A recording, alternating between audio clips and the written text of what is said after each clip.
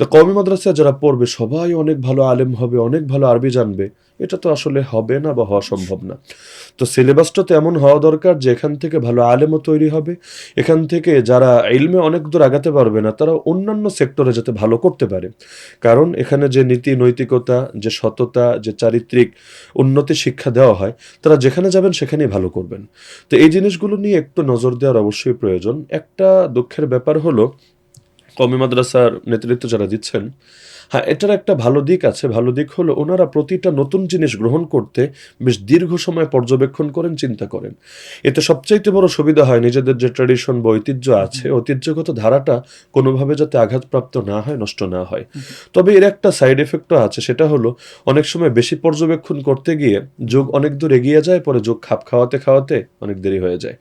যেমন এখন থেকে কিছুদিন আগেও একটা ওয়াজ মাহফিলের আলোচনাটা ভিডিও করা হবে, এটা নিয়েও কিন্তু কঠিন কঠিন ফতোয়া ছিল। একজন আলেম সে ফেসবুকে একটু লেখালেখি করবে, হয়তো দিনের দাওয়াই ছড়িয়ে দিবে, এটার ব্যাপারেও বেশ নেগেটিভ মন মানসিকতা অনেকের ভেতরে ছিল। এমনকি একটা সময় ব্লগ মানে তো হলো ব্লগার মানে নাস্তিক, ব্লগার মানে কাফের। একজন আলেমও ব্লগের মধ্যে দিনের দাওয়া তুলে ধরতে পারেন, এটা অনেকের সামনে অস্পষ্ট ছিল। তো দেখা যায় এখন সবাই এসেছেন, এখন মিডিয়ার মধ্যে বিশেষ করে সোশ্যাল প্ল্যাটফর্মে আলেমদের ভালো একটা অবস্থান তৈরি হয়ে গিয়েছে।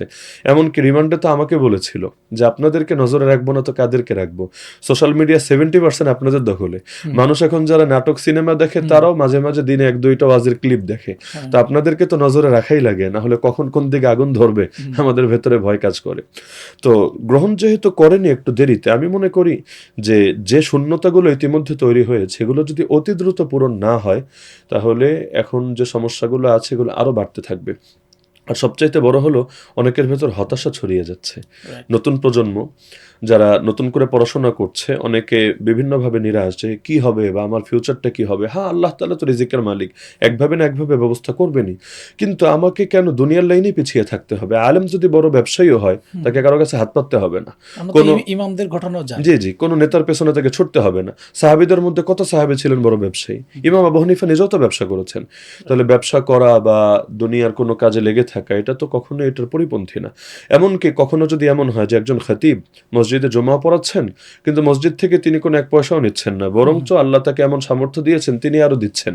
কোনো প্রজেক্ট সামনে আসলে তিনি বলছেন আমি 50,000 দিব, আমি 1 লাখ দিব, কমিটি তার সাথে কথা বলতেও কিন্তু 10 বার চিন্তা করবে। ইম্প্যাক্ট অনেক বেশি অনেক বেশি থাকবে, অনেক বেশি। তো আমি মনে করি যে আমরা যদি জাস্ট কয়েকটা বিষয়, একদম ক্ষুদ্র ক্ষুদ্র বিষয়, কিন্তু এগুলোতে নজর দিই, ইনশাআল্লাহ কওমি মাদ্রাসা এমন একটা পর্যায়ে আসবে তাদেরকে শ্রদ্ধার আসন ছেড়ে দিতে সকলে বাধ্য হবে।